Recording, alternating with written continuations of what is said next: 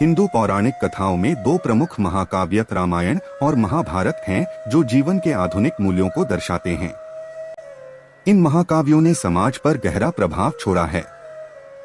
महाभारत में हम श्री कृष्ण, भीष्म, अर्जुन को प्यार से याद करते हैं, लेकिन हम कर्ण के बारे में सबसे कम बात करते हैं। लेकिन महाभारत में कर्ण की भूमिका भी उतनी ही महत्वपूर्ण है। आज तक यही सवाल उठता है कि कर्ण नायक था या खलनायक। कर्ण, जो मूल रूप से वसुसेन के नाम से जाना जाता था, उन योद्धाओं में से एक माना जाता था जिन्होंने पूरी दुनिया पर विजय प्राप्त की थी। लेकिन एक आदमी इतना शक्तिशाली क्यों बना? कर्ण को कुंती और सूर्य देव का पुत्र माना जाता है। जैसा कि कुंती को अपनी पसंद के किसी भी देवता को बुलाने का वरदान मिला था और आगे उन्हें एक बच्चे का आशीर्वाद प्राप्त है। कर्ण एक ऐसा पुत्र था जो एक वरदान के कारण पैदा हुआ था। उनका जन्म कवच और एक जोड़ी झुमके कुंडल के साथ हुआ था, जिसे उनके पिता सूर्य देव ने दिया था। शादी से पहले कुंती ऋषि दुर्वासा द्वारा दिए गए वरदान का परीक्षण करना चाहती थी और इसलिए भगवान सूर्य या सूर्य देव का आह्वान करती है। भगवान उससे बहुत खुश हैं और उसे एक बच्चे का आशीर्वाद देते हैं, जहां हर महिला को पुत्र प्राप्ति का सौभाग्य प्राप्त होता है। लेकिन कुंती इस वरदान को अभिशाप समझती है और अपने जीवन की सच्चाई को पूरी दुनिया से छिपा लेती है। उसके परिचारक उसे व्यावहारिक रूप से यह सुनिश्चित करने में मदद करते हैं कि यह रहस्य एक रहस्य बना रहे। विवाह से पहले संतान होने के डर से कुंती ने उसे एक टोकरी में रखकर नदी में बहा दिया। बच्चा बाद में अधीरता को राजा धृतराष्ट्र के सारथी के रूप में मिला। उन्होंने और उनकी पत्नी ने एक बांझ दंपति होने के नाते बच्चे को अपने रूप में पालने का फैसला किया। एक क्षत्रिय के रूप में पैदा होने वाले कर्ण को अपना पूरा जीवन सूतपुत्र के नाम पर बिताना पड़ा। सूतपुत्र एक पहचान नहीं थी, यह एक अभिशाप था, क्योंकि महान परंपरा इस तथ्य में विश्वास करती थी कि सूत का जन्म सूत से हुआ था। एक लड़का जिसमें युद्ध कला सीखने की क्षमता थी, उसे समाज की उच्च जाति द्वारा उसके अधिकार के लिए हमेशा अस्वीकार और अपमानित किया गया था। कर्ण युद्ध कला सीखने में रुचि रखते थे। उनकी रुचि उन्हें गुरु द्रोणाचार्य के पास ले गई, जिन्होंने उन्हें पढ़ाने से इनकार कर दिया क्योंकि वह क्षत्रिय नहीं थे। निराश होकर उन्होंने द्रोण के अपने गुरु परशुराम से युद्ध और तीरंदाजी के उन्नत कौशल सीखने का फैसला किया। परशुराम ने केवल ब्राह्मणों को शिक्षा दी।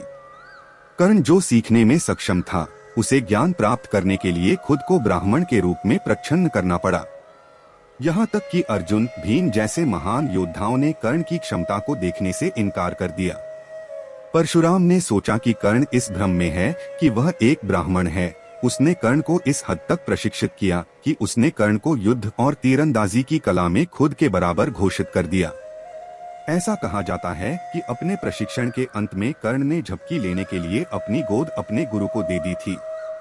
जब परशुराम सो रहे थे, तब एक मधुमक्खी ने दर्द के बावजूद कर्ण की जांघ पर डंक मार दिया और सेवियर का खून बह गया। कर्ण ने दर्द को सहन किया और वह आगे नहीं बढ़ा, क्योंकि वह अपने गुरु की नींद में खलल नहीं डालना चाहता था। जब परशुराम अपनी नींद से जागे और उन्होंने कर्ण की जांघ से खून बहता देखा, तो उन्होंने तुरंत निष्कर्ष निकाला कि कर्ण ब्राह्मण नहीं था, क्योंकि ब्राह्मणों को कम धैर्य और सहनशीलता माना जाता था। ठगे जाने के क्रोध से क्रोधित परशुराम ने कर्ण को यह कहते हुए शाप दिया कि वह भूल जाएगा ब्रह्मास्त्र का ज्ञान। कर्ण के बार बार विनती करने पर परशुराम ने अपने श्राप को यह कहते हुए बदल दिया कि कर्ण केवल ज्ञान खो देगा जब उसे अपने बराबर के योद्धा से लड़ते हुए इसकी सबसे अधिक आवश्यकता होगी। अर्जुन को एकमात्र योद्धा माना जाता है जो कर्ण से लड़ने में सक्षम है। परशुराम ने कर्ण को इस स्तर तक प्रशिक्षित किया था कि वे कर्ण को अपने बराबर का योद्धा मानते थे। यह एकमात्र श्राप नहीं था जो उन्हें दिया गया था। ऐसा कहा जाता है कि उन्हें दो और श्राप मिले, एक ब्राह्मण से जिसने उन्हें अपनी निर्दोष और असहाय गाय की हत्या के लिए श्राप दिया, और दूसरा भूमिदेवी से। तीनों श्रापों के कारण कर्ण की हार हुई कुरुक्षेत्र युद्ध। दुर्योधन से मिलने के बाद कर्ण का जीवन बदल गया, जिसे वह अपना सबसे अच्छा दोस्त मानता था। दुर्योधन ने न केवल उन्हें अंग के राज्य की पेशकश की, बल्कि यह भी सुनिश्चित किया कि उनकी दोस्ती उन्हें पांडवों से लड़ने में मदद करेगी, क्योंकि कर्ण ने धनुर्विद्या की कला में महारत हासिल की थी। वह एकमात्र व्यक्ति था जो अर्जुन के बराबर युद्ध करने में सक्षम था। क्या कर्ण मूर्ख था या वह इतना चतुर था कि उसने दुर्योधन से मित्रता का प्रस्ताव स्वीकार कर लिया? वह हमेशा से जानता था कि दुर्योधन गलत था, तो उसने दुर्योधन को रोका क्यों नहीं? अगर दुर्योधन और कर्ण को सबसे अच्छा दोस्त माना जाता था, तो एक दोस्त का कर्तव्य है कि वह दूसरे दोस्त को गलत काम करने से रोके, तो कर्ण ने उसे क्यों नहीं रोका? क्या उसे राजा के रूप में अपना पद खोने का डर था? क्या यह कर्ण का लालच था जिसने उसे दुर्योधन से सवाल करने से रोका? कर्ण हमेशा कौरवों में से एकमात्र ऐसे व्यक्ति माने जाते हैं जिन्होंने धर्म का पालन किया। यदि ऐसा है तो उसने दुर्योधन के गलत कार्यों का समर्थन क्यों किया? वह यह भी जानता था कि दुर्योधन ने उसे केवल पांडवों को हराने के लिए अपनी दोस्ती की पेशकश की थी। इस सब के बावजूद वह एक ऐसे योद्धा के रूप में अपनी पहचान खोने को तैयार था जिसने अपनी असली पहचान पाने के लिए जीवन भर संघर्ष किया था। यह भी माना जा सकता है कि दुर्योधन कर्ण को अंक का राज्य देकर लाया था। कर्ण ने दुर्योधन को कलिंग की राजकुमारी भानुमति से शादी करने में मदद की। दुर्योधन ने एक रथ में अपने स्वयंवर समारोह से राजकुमारी भानुमति का अपहरण कर लिया और कर्ण ने बाकी सटोरियों के साथ युद्ध किया। दुर्योधन को महान योद्धाओं में से एक माना जाता था, फिर कर्ण को दुर्योधन के लिए युद्ध करने की क्या आवश्यकता थी? कर्ण दुर्योधन से राजकुमारी का अपहरण करने के बजाय उसका हाथ जीतने के लिए कह सकता था, या यह सिर्फ यह साबित करने के लिए एक दिखावा था कि वह एक योद्धा था जो जरासंध सहित अन्य सभी राजाओं को हराने में सक्षम था। जरासंध ने सराहना के प्रतीक के रूप में कर्ण को मालिनी शहर उपहार में दिया। जरासंध पर विजय ने कर्ण को प्रसिद्ध कर दिया। अपने चाचा शकुनी द्वारा उकसाने पर दुर्योधन विश्वासघात के माध्यम से पांडवों को मारने की साजिश के साथ आगे बढ़ता है, जाहिर तौर पर सफल होता है, और दुर्योधन ने कर्ण के समर्थन से पांडवों के खिलाफ कई बुराइयों की योजना बनाई। कर्ण हमेशा खुद को सर्वश्रेष्ठ साबित करना चाहता था और वह खुद यह जानता था कि उसके सबसे बड़े प्रतिस्पर्धी पांडव थे। वह अपने साहस और पराक्रम से हमेशा पांडवों को हरा सकता था। आखिर उसे ऐसा व्यक्ति माना जाता था जो अपने दम पर पांडवों को हराने में सक्षम था, या उसे अपनी क्षमताओं पर शक था? युधिष्ठिर को धोखा देकर शकुनी ने पासा का खेल जीतने के बाद द्रौपदी, जो अब सभी पांचों पांडवों की पत्नी थी, को दुशासन द्वारा अदालत में घसीटा गया। हस्तिनापुर के दरबार में एक महिला जो दुर्योधन और उसके भाइयों की रानी और भाभी थी, को जबरन निर्वस्त्र कर दिया गया। इस भयानक कृत्य को देखकर कर्ण ने अपने मित्र दुर्योधन को नहीं रोका। इसके बजाय उन्होंने दुर्योधन का समर्थन किया और द्रौपदी का यह कहकर अपमान किया कि एक से अधिक पति वाली महिला एक वेश्या बटा वेश्या के अलावा कुछ नहीं है। यह तब है जब अर्जुन ने एक वेश्या के रूप में टिप्पणी करके पवित्र महिलाओं का अपमान करने के लिए कर्ण को मारने की शपथ ली। क्या कर्ण की ओर से दुर्योधन का इस हद तक अपमान और समर्थन करना सही था? उसका बदला अर्जुन से था, फिर द्रौपदी को निशाना क्यों बनाया? क्या कर्ण की बात को उचित ठहराया जा सकता है?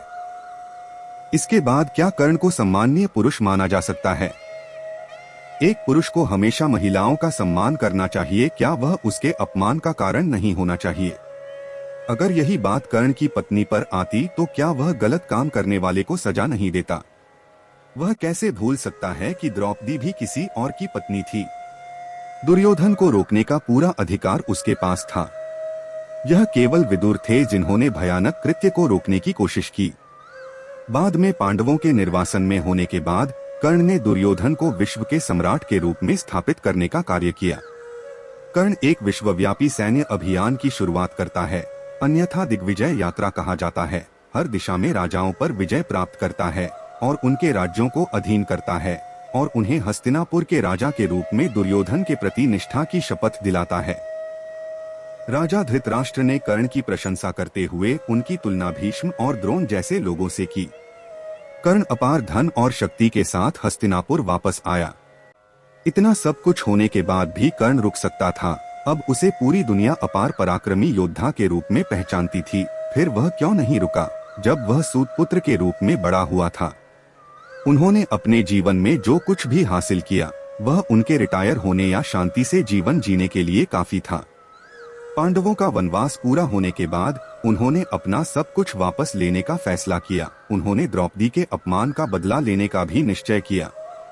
युद्ध शुरू होने से पहले इंद्र को एहसास हुआ कि कर्ण युद्ध में अजय होगा और जब तक उसका कवच और कुंडल होगा तब तक वह मारा नहीं जा सकेगा। अर्जुन के पिता के रूप में वह कर्ण की सूर्य पूजा के दौरान एक गरीब ब्राह्मण के रूप में कर्ण से संपर्क करता है। ऐसा कहा जाता है कि कर्ण अपने स्नान के बाद और अपनी सूर्य पूजा के दौरान किसी के द्वारा पूछे गए किसी भी प्रश्न को अस्वीकार नहीं कर सकता था। सूर्य देव ने कर्ण को इंद्र के इरादों के बारे में पहले ही आगाह कर दिया था, लेकिन कर्ण ने समझाया कि वह अपने वचन से बंधा हुआ है। जब इंद्र एक ब्राह्मण भिखारी के रूप में कर्ण के पास पहुंचे और भिक्षा के रूप में उनका कवच और कुंडल मांगा, तो कर्ण ने ब्राह्मण की असली पहचान को तुरंत पहचान लिया, लेकिन आश्वासन दिया कि वह अपने दरवाजे से किसी को भी खाली हाथ नहीं लौटाएगा। इंद्र ने प्रसन्न होकर अपना सामान्य रूप धारण कर लिया। कर्ण ने प्रसन्न होकर अपने शरीर से कवच और कुंडल काटकर इंद्र को दे दिए। इंद्र ने उसे वासवी शक्ति का वरदान दिया, इस शर्त के साथ कि कर्ण केवल एक बार अस्त्र का उपयोग कर सकता था। कहानी के कुछ संस्करणों में इंद्र ने कर्ण को कर्ण नाम दिया है, जिसका अर्थ है इस महान कार्य के लिए अपनी खुद की त्वचा बटा प्राकृतिक कवच को काटने वाला बटा छीलने वाला। यह घटना कर्ण के सहायक स्वभाव को दर्शाती है और उसे एक ऐसे व्यक्ति के रूप में सम्मान भी देती है जो अपने वचन के प्रति सच्चा है। लेकिन क्या यह संभव है कि कोई अपनी ही त्वचा को काट ले? दर्द और खून उसे भी मार सकता था, या यह सिर्फ एक साधारण था कवच जिसे आसानी से हटाया जा सकता था? सवाल यह भी उठता है कि इंद्र को पता था कि कवच उनके शरीर से जुड़ा हुआ था। यह घटना कर्ण को भी मार सकती थी। यह सब अपने ही पुत्रों की जान बचाने के लिए था। एक पिता के रूप में इंद्र यह कैसे भूल सकते हैं कि कर्ण भी किसी और का पुत्र था? कृष्ण तब कर्ण को यह तथ्य बताते हैं कि वह कुंती के सबसे बड़े पुत्र हैं, जो तकनीकी रूप से सबसे बड़े पांडव हैं, और जो कुछ भी पांडवों का है वह उनके जन्म का अधिकार है। वह उसे पांडवों का पक्ष लेने और दुर्योधन को छोड़ने के लिए कहता है, लेकिन कर्ण अपने शब्दों के प्रति सच्चा व्यक्ति होने के कारण उसके प्रस्ताव को अस्वीकार कर देता है और कौरवों के साथ रहने का फैसला करता है। जैसे ही युद्ध निकट आया, कुंती कर्ण से मिली और अपने बच्चों को जीवित रखने की आशा में उन्होंने कर्ण को पांडवों में शामिल होने के लिए कहा।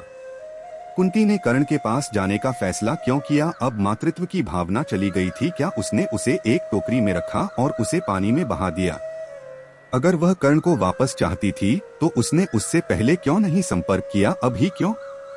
क्या उसे डर था कि वह उसके अन्य बेटों को मार डालेगा?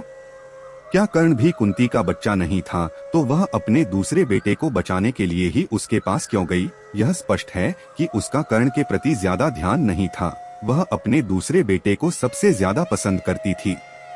एक माँ को एक ऐसे व्यक्ति के रूप में चित्रित किया गया है जो अपने सभी बच्चों को समान रूप से प्यार करती है। फिर कुंती के दिल में उसके अन्य पुत्रों के लिए एक विशेष कोना क्यों है और कर्ण के लिए नहीं?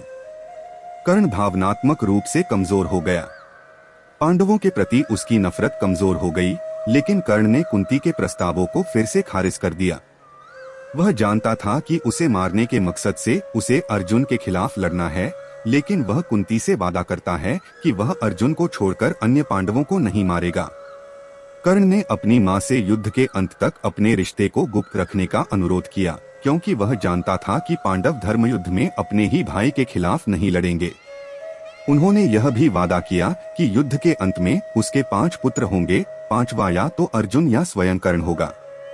भीष्म को कौरवों के सेनापति के रूप में नियुक्त किया गया था, लेकिन उसने कर्ण को यह कहकर युद्ध से दूर रखा कि उसने द्रौपदी का अपमान किया है और गुरु परशुराम का अपमान किया है। भीष्म आगे कर्ण का अपमान करते हैं और उसे सिर्फ एक अर्धराठी आधा राठी योद्धा घोषित करते हैं, क्योंकि कर्ण की आदत थी कि जब वह कोई लड़ाई हार जाता है तो वह भाग जाता है। कर्ण जैसे योद्धा के लिए सही है कि जब भी वह अपने युद्ध के मैदान से भाग जाए वह अपनी लड़ाई हार गया। यह कर्ण की अग्रगामिता को दर्शाता है। योद्धा होने का पहला नियम युद्ध के मैदान से कभी भागना नहीं है। अगर कर्ण ऐसा करता था तो क्या हम उसे योद्धा मानते हैं? दुर्योधन शुरू से ही चाहता था कि कर्ण युद्ध में लड़े, लेकिन भीष्म ने धमकी दी कि यदि कर्ण सेना में रहा तो वह युद्ध नहीं करेगा। भीष्म ने दुर्योधन को धमकी दी कि वह तब तक लड़ेंगे जब तक कर्ण सेना में है। दुर्योधन जानता था कि कर्ण की सूतपुत्र के रूप में पहचान कौरवों के पक्ष में रहने वाले राजाओं के बीच एक भय पैदा करेगी। एक दोस्त को हमेशा दूसरे दोस्त की मदद करनी होती है। फिर दुर्योधन खुद को कर्ण का सच्चा दोस्त कैसे मानता है? अगर वह कर्ण का सच्चा दोस्त होता तो उसके लिए लड़ता और उसे सेना में उसका सही स्थान देता, फिर उसे अपने पास क्यों रखता? अपने आप से सवाल करें कि आपका सबसे अच्छा दोस्त कौन है, जो आपकी मदद करता है और आपके लिए लड़ता है, या कोई है जो आपको अपनी संतुष्टि के लिए इस्तेमाल करता है। इसलिए कर्ण ने फैसला किया कि वह भीष्म के पतन तक युद्ध नहीं करेगा। 11वें दिन भीष्म के गिरने के बाद ही कर्ण युद्ध में प्रवेश करता है। भीष्म के पतन के बाद कर्ण बाणों की शया पर उनके पास जाते हैं और भीष्म इस तथ्य को प्रकट करते हैं कि वे कर्ण के जन्म के बारे में सच्चाई जानते थे।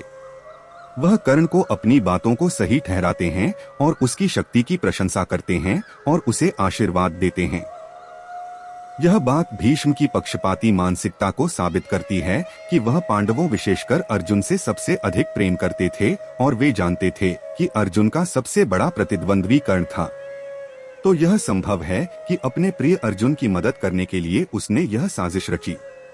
कर्ण के अंत की कहानी कर्ण पर्व में द्रोणाचार्य के बाद तीसरे सेनापति के रूप में कर्ण की नियुक्ति का वर्णन है। कर्ण ने युद्ध में प्रवेश किया। उसने 5 पांडवों में से 4 भाइयों युधिष्ठिर, भीम, नकुल और सहदेव को हराया। हालांकि कर्ण ने कुंती से अपना वादा निभाने के लिए उनमें से किसी को भी नहीं मारा। युद्ध के दूसरे अंतिम दिन कर्ण और अर्जुन के बीच एक नश्वर लड़ाई हुई, जिसमें कर्ण धीरे धीरे हावी होता जा रहा था। कर्ण का रथ पृथ्वी में धंस गया। कर्ण चक्र को हटाने के लिए बाहर निकला और अर्जुन से उनकी लड़ाई को स्थगित करने के लिए कहा, क्योंकि युद्ध के लिए सहमत नियमों की आवश्यकता थी।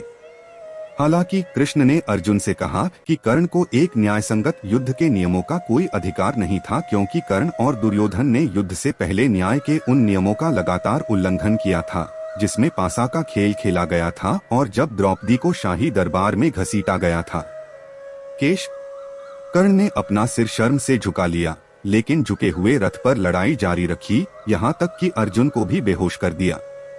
जबकि अर्जुन बेहोश था, कर्ण ने अपने रथ के पहिए को निकालने में समय का सदुपयोग करने का फैसला किया। कृष्ण जानते थे कि कर्ण को मारने का यही एकमात्र समय संभव है, अन्यथा वह अजेय था। अर्जुन ने अंजलिक अस्त्र से जवाब दिया, कर्ण का वध। क्या अर्जुन की ओर से निःशस्त्र कर्ण को मारना सही था? फिर हम अभी भी अर्जुन को एक योद्धा के रूप में कैसे मानते हैं जो धर्म के पक्ष में था? क्या एक असहाय व्यक्ति को मारकर अर्जुन को वीर योद्धा की उपाधि नहीं दी जा सकती थी?